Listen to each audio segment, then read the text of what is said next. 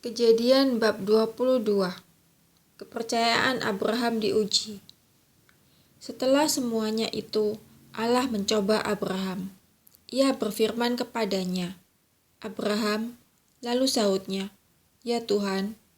Firman-Nya, "Ambillah anakmu yang tunggal itu, yang engkau kasihi, yakni Ishak. Pergilah ke tanah Moria dan persembahkanlah dia di sana sebagai korban bakaran pada salah satu gunung yang akan kukatakan kepadamu." Keesokan harinya pagi-pagi bangunlah Abraham. Ia memasang pelana keledainya dan memanggil 2 orang bujangnya beserta Ishak anaknya. Ia membelah juga kayu untuk korban bakaran itu. Lalu berangkatlah ia dan pergi ke tempat yang dikatakan Allah kepadanya. Ketika pada hari ketiga Abraham melayangkan pandangnya, kelihatanlah kepadanya tempat itu dari jauh.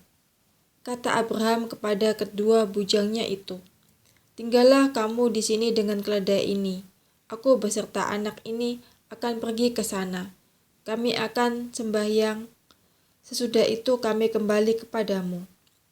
Lalu Abraham mengambil kayu untuk korban bakaran itu dan memikulkannya ke atas bahu Ishak anaknya. Sedang di tangannya dibawanya api dan pisau. Demikianlah keduanya berjalan bersama-sama. Lalu berkatalah Ishak kepada Abraham ayahnya, "Bapa," sahut Abraham, "Ya anakku." Bertanyalah ia, "Di sini sudah ada api dan kayu. Tetapi di manakah anak domba untuk korban bakaran itu?"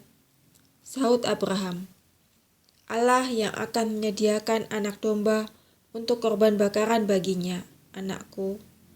Demikianlah keduanya berjalan bersama-sama.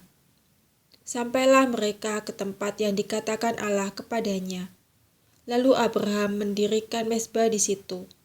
Disusunnyalah kayu, diikatnya Ishak anaknya itu, dan diletakkannya di mezbah itu di atas kayu api. Sesudah itu Abraham mengulurkan tangannya lalu mengambil pisau untuk menyembelih anaknya. Tetapi berserulah malaikat Tuhan dari langit kepadanya, "Abraham, Abraham." Sahutnya, "Ya Tuhan." Lalu ia berfirman, "Jangan bunuh anak itu, dan jangan kau apa-apakan dia. Sebab telah ku ketahui sekarang bahwa engkau takut akan Allah, dan engkau tidak segan-segan untuk menyerahkan anakmu yang tunggal kepadaku." Lalu Abraham menoleh dan melihat seekor domba jantan di belakangnya, yang tanduknya tersangkut dalam belukar. Abraham mengambil domba itu, lalu mengorbankannya sebagai korban bakaran pengganti anaknya. Dan Abraham menamai tempat itu, "Tuhan menyediakan." Sebab itu sampai sekarang dikatakan orang, di atas gunung Tuhan akan disediakan.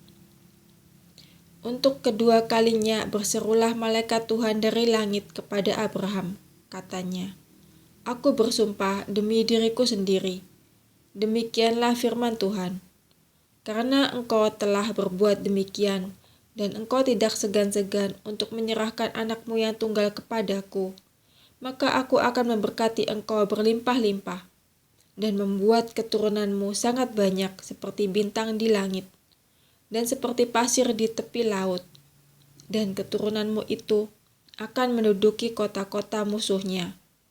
Oleh keturunanmu lah semua bangsa di bumi akan mendapat berkat, karena engkau mendengarkan firman-Ku." Kemudian kembalilah Abraham kepada kedua bujangnya, dan mereka bersama-sama berangkat ke Beersheba, dan Abraham tinggal di Beersheba. Keturunan Nahor.